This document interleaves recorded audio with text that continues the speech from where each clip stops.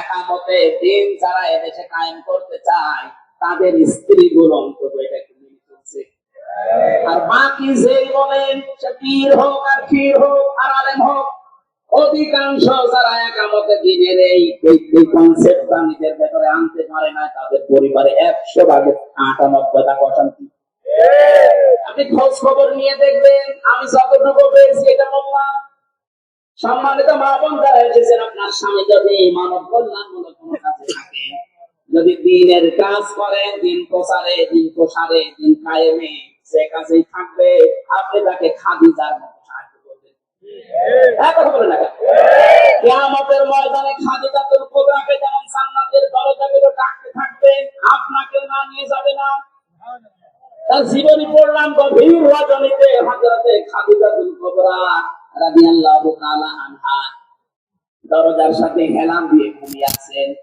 মুহাম্মদ রাসূলুল্লাহ আসলেন, একটা মাত্র ডাক দিয়েছেন, খাদিজা। দরজা খুলে গেছে। ডাক দিয়ে বলে, স্ত্রী এত রাত হয়ে গেছে, ঘুমাওনি? হযরতে খাদিজা বলে, হে রাসূল, আপনি দিনের দাওয়াত নিয়ে বাইরে থাকেন, 24 ঘন্টা আমি আতঙ্কে থাকি, কাফেররা না জানি কি আপনার উপরে কি করে ফেলে। যতক্ষণ বাড়িতে না আসেন আমার ঘুম হয় না।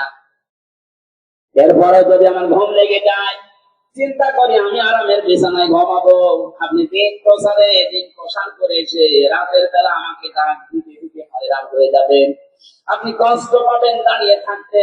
এই জন্য আমার কষ্ট হলেও আমি এই জ্বালানা দরজার সাথে লাগিয়ে দিতে নবীজি হযরতে খাদিজাকে বুকের ভেতরে জড়িয়ে নিলেন, কপালে গায়ে জমা দিলেন, ডাক দিয়ে বললেন, খাদিজা, আগামী দিন থেকে এরকম আর করবা না। খাদিজাতুল কুবরা ওই দিন নবীজিকে বলেছিলেন, হে আমার স্বামী, আমি একটা বিষয়ের গ্যারান্টি চাই। কি বিষয়? কবরে আমাকে যখন রাখা হবে, আমি আপনার মুখ থেকে কবরের বর্ণনা শুনেছি, পৃথিবীর থেকে বিদায় নেওয়ার পর জান্নাতে যাবার আগ পর্যন্ত ভয়ঙ্কর একটা জায়গার নাম কবর। আপনি আমাকে আজকে একটু কথা দেন, কবরে যাওয়ার পরে যে ফেরেশতা আসবে তাদের যে প্রশ্নের উত্তর, এটা আমি খাদিজা আমি দিতে পারবো না, আমার নিজের প্রতি নিজের বিশ্বাস নেই, আপনি জবাবটা নিজে দিয়ে দেবেন। নবীজি বললেন, আদম থেকে শুরু করে পর্যন্ত কেউ কারো কবরে জবাব দিয়ে দেয়নি, এটা আমি পারবো না। আর একটু লক্ষ্য করেন, এখানে নবীজি বললেন কি, আদম থেকে শুরু করে পর্যন্ত কেউ কারো কবরে জবাব দিয়ে দেয়নি, এটা আমি পারবো না। অথচ বাংলাদেশে বহু ভণ্ড পীর এটা ছড়িয়ে গিয়েছে, এ দরবারে মুরিদ হলে কবরের হিসাব রাখছে। এরা যে পুরা প্রতারণা, বাটপাড়ি, সিটারি, আর কারো কাছে ফতোয়া নেওয়া লাগবে। এই ভ্রান্ত ধারণায় যারা আছে, এক্ষুনি আপনি থামবে। কিসের পীর, কিসের বাবা? নবীজি নিজে তার স্ত্রীকে গ্যারান্টি দিতে পারছেন না। হযরতে খাদিজাতুল কুবরা বলেন, হে নবী, আপনি যদি আমাকে কিছু না বলেন, আমি সেজদায় গেলাম, আমার মালিক যখন কিছু না জানাবে ততক্ষণ আমি সেজদা থেকে মাথা তুলবো না।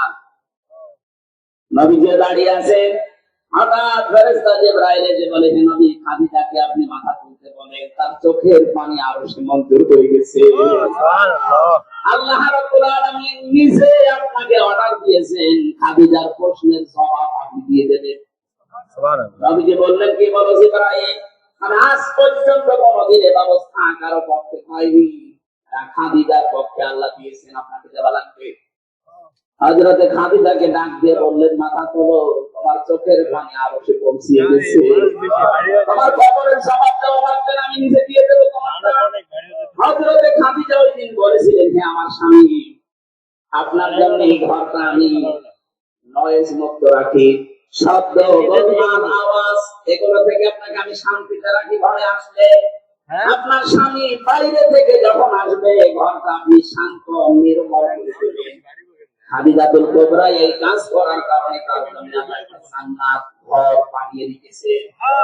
আপনি যদি আপনার স্বামী যখন বাইরে থাকে, দিনের কাছে, মানবতার কাছে, ভেতরে আসার সঙ্গে সঙ্গে একটা স্বচ্ছ, নির্মল, শান্ত একটা ঘর উপহার পায়, আপনাকে খাদিজার মতো আল্লাহ একটা ঘর জান্নাতে বানিয়ে দেবে। খাদিজা ওই দিন বলেছিলেন, হে রাসূল, আমি আপনার কাছে জানতে চাই, আপনার যে জুব্বা মোবারক আছে, এইটা দিয়ে আমার কাফন বানাবেন। ঠিক আছে, এটা তো আমার আন্ডারে, আমি দিয়ে দিলাম। 2 নম্বরে আপনি আমার কবরের ভেতরে একটু গড়াগড়ি করবেন, কারণ আমি জানি আপনার শরীর যে গালে লাগবে ওখানে জাহান্নামের আগুন পৌঁছাবে না। বিশ্বনবী তার ইন্তেকালের পরে 3 দিন পরে দেখা যাচ্ছে খাদিজার ইন্তেকাল হয়ে গেল। মুহাম্মদ রাসূলুল্লাহ নিজে তার জুব্বা মুবারক দিয়ে কাফন বানিয়ে দিলেন, কবরের ভেতরে নিজেকে গড়াগড়ি দিলেন, নিজের হাতে খাদিজাকে কবরে সাহায্য করার পরে উপরে মাটি দিয়ে সাহাবায়ে কেরাম নবীজি বলেন, সাহাবীরা তোমরা চলে যাও, খাদিজার সাথে আমার কিছু কথা আছে।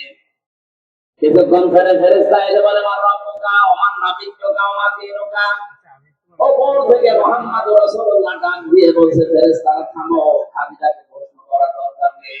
খাদিজার আল্লাহ আমার ওই আল্লাহ, খাদিজার ধর্ম আমার ওই ধর্ম, আর খাদিজার নবী আমি নবী নিজেই বলছি মুহাম্মদুর রাসূলুল্লাহ। খুলনাবাসী, আমি আগেই বলেছি আমার বিভাগ